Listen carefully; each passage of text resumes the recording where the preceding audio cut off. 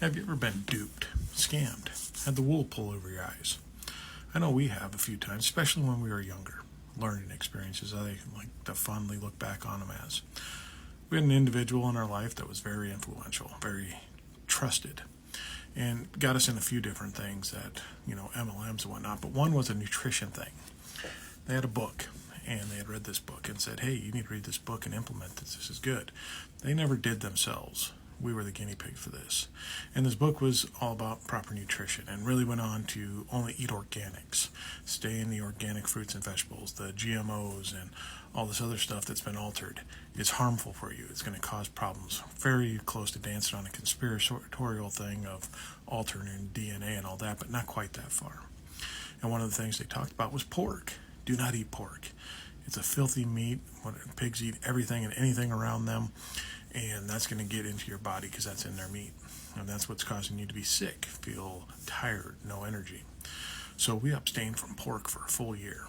No ribs, no ham, and no pepperoni, no bacon for a full year.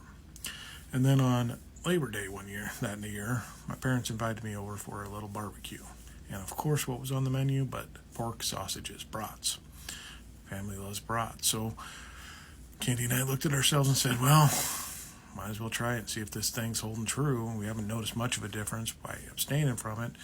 But if the book is true, we should be in a torment in the bathroom for the rest of the night. So let's prepare ourselves, and we know all the rest stops on the way home from Omaha.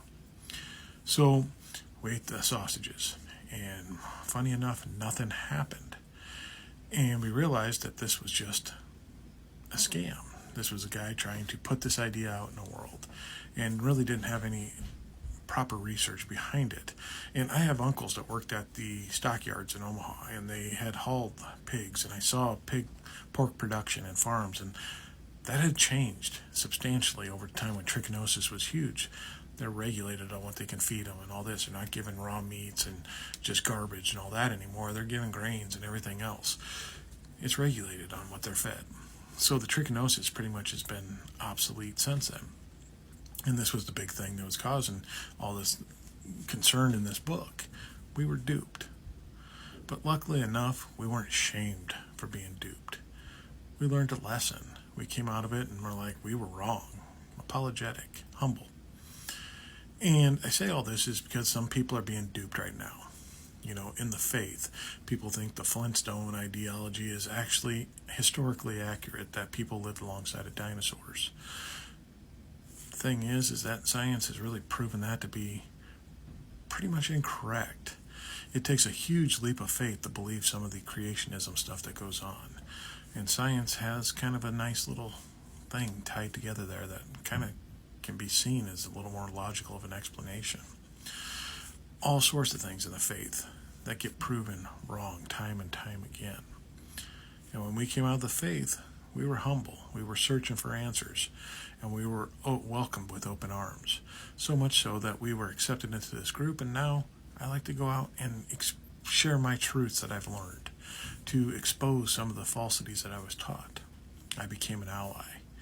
So when people come out of this scam that they're in, of being duped, deceived by someone that's very charismatic, that just spews out lies, we have to be willing to look at the individuals that come out and see if they're truly understanding, truly accepting that they were wrong, and then bring them in and help them see and grow and encourage themselves, because they could be huge allies for us.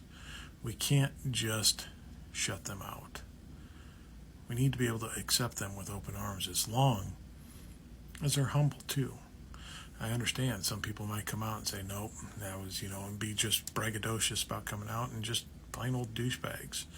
And those are the ones we don't have to accept. But the ones that are truly humble and understanding and looking for truth and answers, we need to take into the folds so that we have more allies on our side, because numbers are what's going to win this game.